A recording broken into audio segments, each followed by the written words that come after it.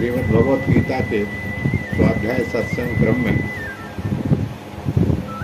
पंचम अध्याय के 23वें श्लोक में आज हम प्रवेश करें। इससे पहले का जो श्लोक था 22वां, उसे 22वें श्लोक में भगवान ने कहा था ये जो संस्पर्श जन्य भोग हैं वो दुख योनि है। कल का याद करो पीछे, ये दुख योनि है, दुखों के कारण।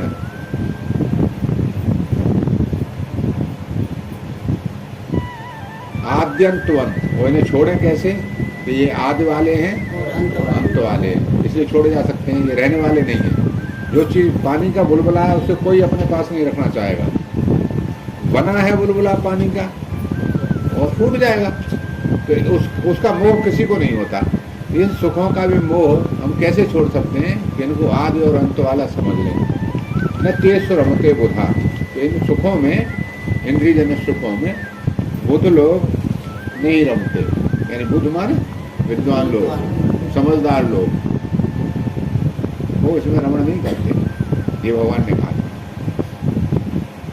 अब ये बात तो हमारी समझ में आ गई कि बुद्धिमान लोग इसमें रमण नहीं करते। तो जिसमें रमण करते हैं वो कौन है फिर? बुद्धिमान तो रमण नहीं करते, वो अबुध हैं, मूर्ख हैं। तो अगर हम रमण कर रहे हैं तो हम कौन है, ये हमें समझ लेना चाहिए। भगवान ने कहा कि बुद्धिमान इनमें रमण नहीं करता, जिसके अंदर बुद्धि है। बुद्धि से सिद्ध हो गया कि ये आदि वाले हैं और अंत वाले हैं, शुरू होते हैं समाप्त हो जाते हैं।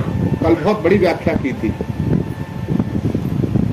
कि कोई भी सुख जितना शुरू में होता है उतना धीरे धीरे कम हो करके समाप्त हो जाता है। ये हम सबका अनुभव है, ये केवल श्रीमद् भगवत गीता या भगवान श्री कृष्ण का कहना मात्र नहीं है, ये हम सब लोगों का अनुभव है। ये सारे संसार के जितने भी विषयों के सुख हैं, ये सब जो है शुरू होते हैं तब बहुत उच्चतम अवस्था में होते हैं और फिर धीरे धीरे कम होकर के नष्ट हो जाते हैं, अरुचि हो जाती है। तो ऐसी चीज को छोड़ने में कोई कठिनाई नहीं होनी चाहिए। तो न रमते बुधा, इनमें रमण नहीं करते, यही तो करना है, इनमें रमण नहीं करना। जब इनमें रमण बंद हो जाता है तो राम में रमण हो जाता है, तब राधा रमण में रमण हो जाता है, और वही हमारा लक्ष्य है। तो इनका रमण बंद कर दें। तो अगर फिर भी रमण कर रहे हैं, जान लिया रमण है, तो बुद्धिमान तो रमण नहीं करते। अब इशारा समझ लो हम कौन। दो रीति होती है, अनुभव विपरीत। अब इसके उल्टा समझ लो हम कौन है, फिर भी रमण कर रहे हैं, ये बात। अब आप संयोग जन्य सुख भोगने वाला दुखों से नहीं बच सकता, ये तो बात तय हो गई। जो सुखों को भोगेगा उसको दुख अवश्य मिलेंगे, क्योंकि वो दुख ही है सारे के सारे। तो फिर सुखी कौन है? अब ये प्रश्न उठता है। तो इसका इस श्लोक में उत्तर देते हैं। सकनोत हे ये सोढ़ुम, सकनोत यह, सकनोत है वो यह सोढ़ुम, या सोढ़ुम, या सोढ़ुम प्राक शरीर विमोक्षणात् काम क्रोधोद्भवं वेगं सयुक्तः स सुखी नरः। वो नर मनुष्य सुखी है। कौन?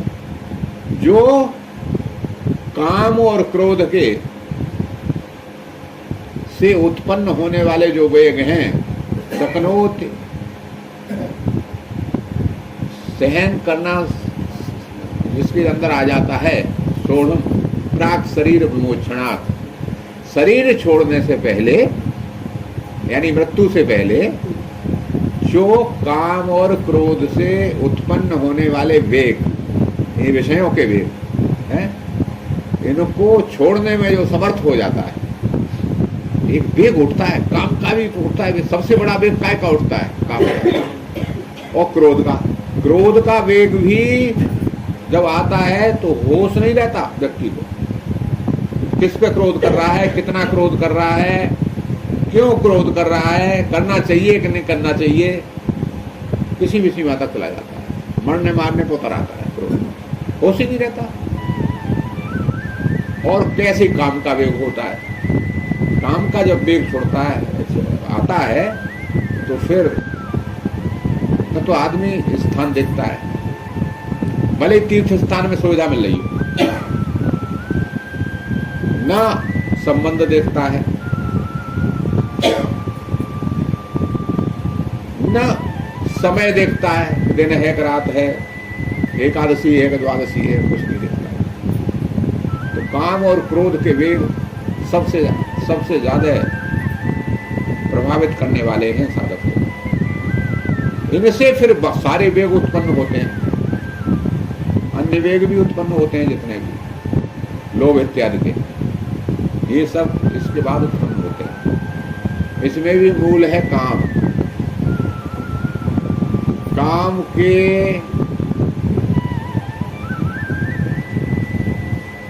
कारण ही क्रोध होता है,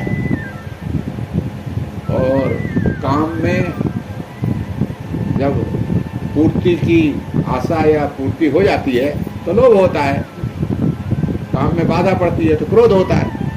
तो काम है मुख्य। तो इन वेगों को जो सहन करना सीख लेता है, जान लेता है, समर्थ हो जाता है इनके वेगों को सहन करने में, स सुखी नरा, वो सुखी हो जाता है। और कैसा सुख? अच्छे सुख जो आया था उससे फिर दुख नहीं आता। बहुत बड़ी बात है ये भगवान ने कह दी। श्रीमद् भगवत गीता जिसके जीवन में आ गई, फिर उसे किसी और ग्रंथ की आवश्यकता नहीं। काम की पहले स्फुरणा होती है। दूसरे अध्याय के श्लोक याद है ना, ध्यायते विषयान पुंसा, ध्यायते विषयान पुंसा, संगास्ते संजायते, संगात संजायते कामः, कामात् क्रोधो अभिजायते, क्रोधात् भवति सम्मोहा, सम्मोहात् स्मृति विभ्रमा, स्मृति भ्रंशात् बुद्धिनाशो, बुद्धिनाशात् प्रणश्यति। पहले स्फुरणा होती है विषयों के ध्यान से, हल्की सी स्फुरणा होती है, एकदम काम नहीं चढ़ बैठता, स्फुरणा होती है, स्फुरणा, स्फूर्ति आती है, एक हलचल सी होती है, हल्की सी।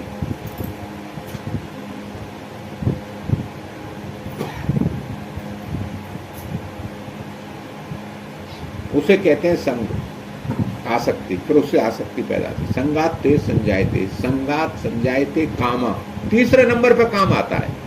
तो अगर शुरू में ही रोक लिया जाए काम की स्फुरणा को, जिसे गीता ने ध्यान कहा है,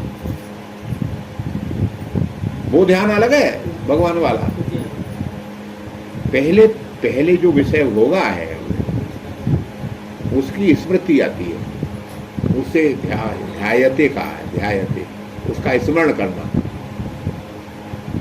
पहले जो विषय होगा है उसकी याद आती है। एक बार स्वाद ले लिया ना किसी चीज का, तो उसका फिर याद आना।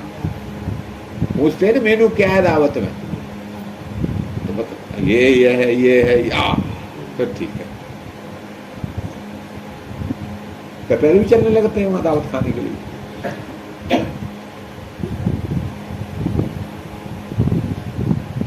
तो स्फुरणा पे ही रोक देना।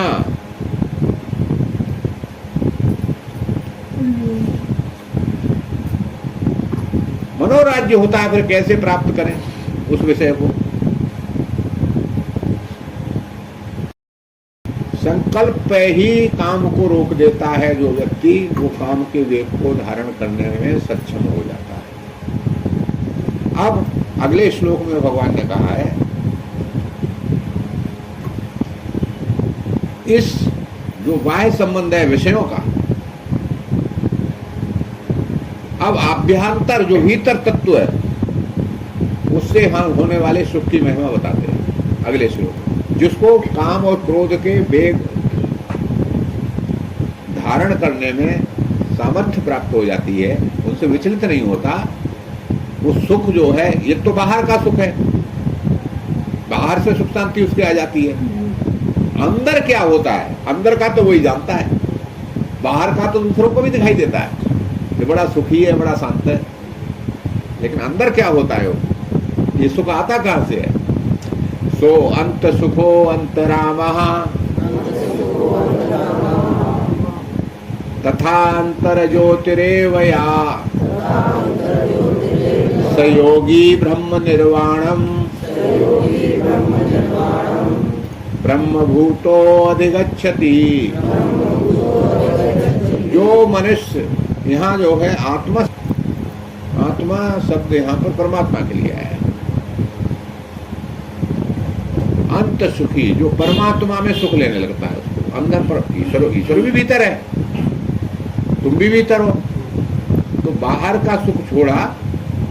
जैसे कल बताया हमने, पक्षी एक डाल से उड़ा, एक से संबंध टूटा, उसका दूसरे संबंध हुआ। जैसे ही विषयों से संबंध टूटा, वैसे ही परमात्मा से संबंध हुआ। विषयों का सुख छूटा कि ईश्वर का, परमात्मा का, ब्रह्म का सुख प्राप्त हुआ। ये दोनों एक साथ होते हैं, अलग अलग नहीं होते। युगपथ जैसे कहते हैं, साथ साथ। इधर दिया जला, उधर रोशनी हुई, अंधेरा मिटा, इधर रोशनी हुई, उधर अंधेरा मिटा। ऐसा नहीं है पहले अंधेरा मिटा फिर रोशनी हुई, या पहले रोशनी हुई तब अंधेरा मिटा। एक साथ युगपथ। इधर विषयों से संबंध कटा, उधर परमात्मा से संबंध जुड़ा, तो अंत सुख हो, अंदर का सुख से मिलता है।